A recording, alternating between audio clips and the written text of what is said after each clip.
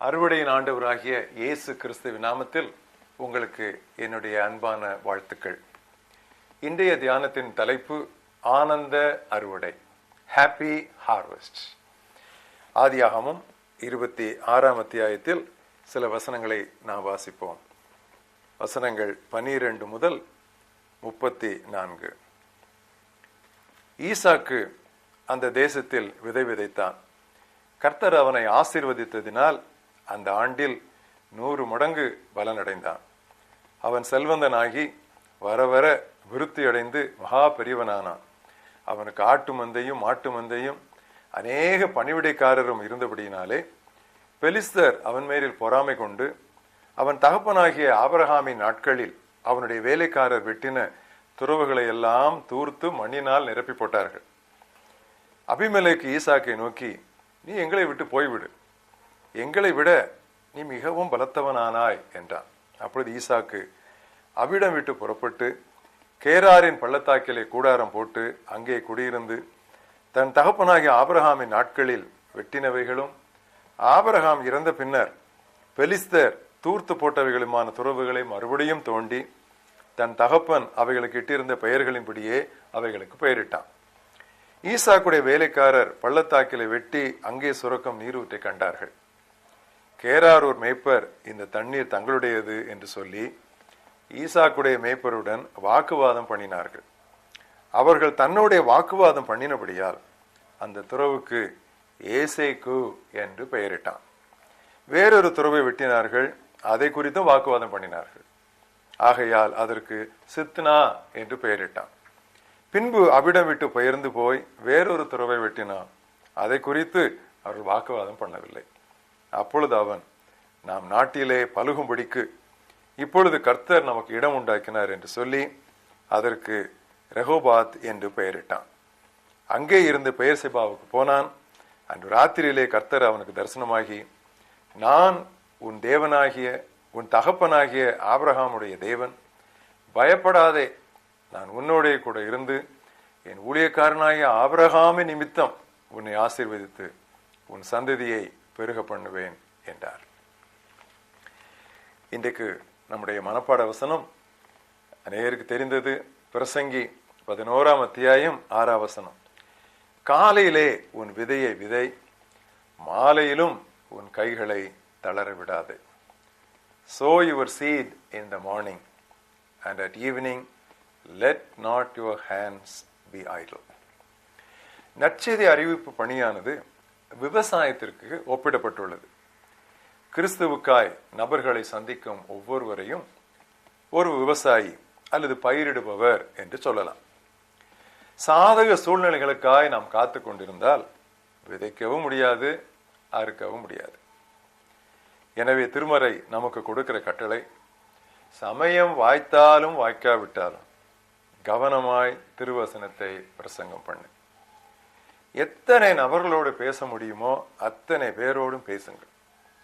எவ்வளவு நற்செய்தி பிரசுரங்களை நீங்கள் விநியோகிக்க முடியுமோ அவ்வளவு விநியோகியுங்கள், வழங்குங்கள். வசனம் சொல்லுகிறது, சிறுக விதைக்கிறவன் சிறுக அறுப்பான், பெருக விதைக்கிறவன் பெருக நிறைய அறுப்பான். ஆபரேஷன் மொபிலைசேஷன் என்ற இயக்கத்தின் நிறுவனராகிய ஜார்ஜ் வெர்வர் எப்பொழுதும் நற்செய்தி பணிக்கான தன்னுடைய துடிப்பையும் ஆர்வத்தையும் தக்க வைத்துக் கொள்கிறார். அதற்கு காரணம், அவர் தினமும் முடிந்த அளவு நற்செய்தி கைப்பிரதிகளை எங்கும் விநியோகித்து வருகிறார். ஏனெனில் அவர் விசுவாசிப்பது பிரசங்கி 11ஆம் அத்தியாயம் 2ஆம் 6ஆம் வசனங்கள். 7 பேருக்கும் 8 பேருக்கும் பங்கிட்டு கொடு. பூ உலகில் என்ன ஆபத்து நேரிடுமோ உனக்கு தெரியாது. காலையிலே உன் விதையை விதை, மாலையிலே உன் கையை சோர்ந்து போக விடாதே. அதுவோ இதுவோ எது வாய்க்குமோ என்றும் இரண்டும் சரியா பயன்படுமோ என்றும் உனக்கு தெரியாது. சிறிதாய் தோன்றும் தொடர்புகள் அல்லது வாய்ப்புகளை அற்பமாய் எண்ணாதேயுங்கள். ஒரு சிறிய கடுகு விதை நிலத்தில் விதைக்கப்பட்ட போது சகல பூண்டுகளிலும் அது பெரிதாகி ஆகாயத்து பறவைகள் அதன் கிளைகளில் வந்து அடையத்தக்க மரமாகிறது அல்லவா? ஒரு நபரை நாம் கிறிஸ்துவிடம் வழிநடத்தும் போது அவர் மூலமாய் பல்லாயிரங்கள் ஆண்டவரிடம் வந்து சேர்வதற்கு ஒரு வாய்ப்பு உண்டாகிறது. அந்திரேயா தன் சகோதரன் சீமோன் பேதுருக்கு கிறிஸ்து இயேசுவை அறிமுகம் செய்து வைத்தான். பேதுரு எத்தனை ஆயிரக்கணக்கானவருடைய ரட்சிப்புக்கு காரணமாயிருந்தான் என்று நாம் அறிவோம் அல்லவா? நமது வசதிகளை தியாகம் செய்து கண்ணீரோடு விதைக்க வேண்டும்.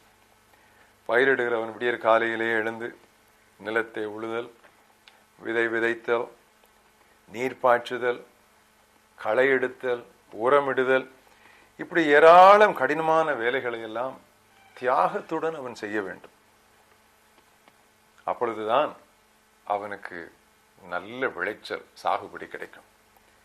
லூக்கா 13ஆம் அத்தியாயத்திலே ஒரு தோட்டக்காரனை குறித்து பார்க்கிறோம். 3 வருடங்களாக அவன் பாடுபட்டும் ஒரு அத்திமரம் கனி எதுவுமே தரவில்லை. விட்டுவிட்டானா? இல்லை.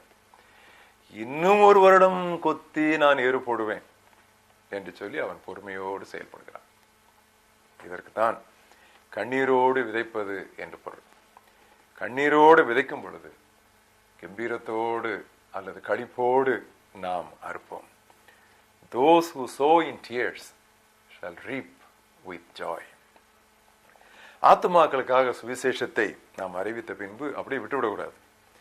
விழிப்புடன் அவர்களை கண்காணிக்க வேண்டும். அதைத்தான் தொடர்பணி என்பது. இன்றைக்கு கிறிஸ்தவ வட்டாரங்களிலே அநேக கூட்டங்கள், அநேக மாநாடுகள், அநேக நற்செய்தி முயற்சிகள் எடுக்கப்பட்டாலும் ஆத்துமாக்கள் இயேசு கிறிஸ்துவை ஏற்றுக்கொள்கிறோம் என்று சொல்லி முன்னே வருகிற அளவிற்கு, அல்லது நம்முடைய ஊழியங்களிலே மக்கள் ஆண்டவரை ஏற்றுக்கொள்கிற அளவிற்கு சபையிலே ஆட்களுடைய எண்ணிக்கை கூடுவதில்லை. ஏனென்றால் தொடர்பணி இல்லை.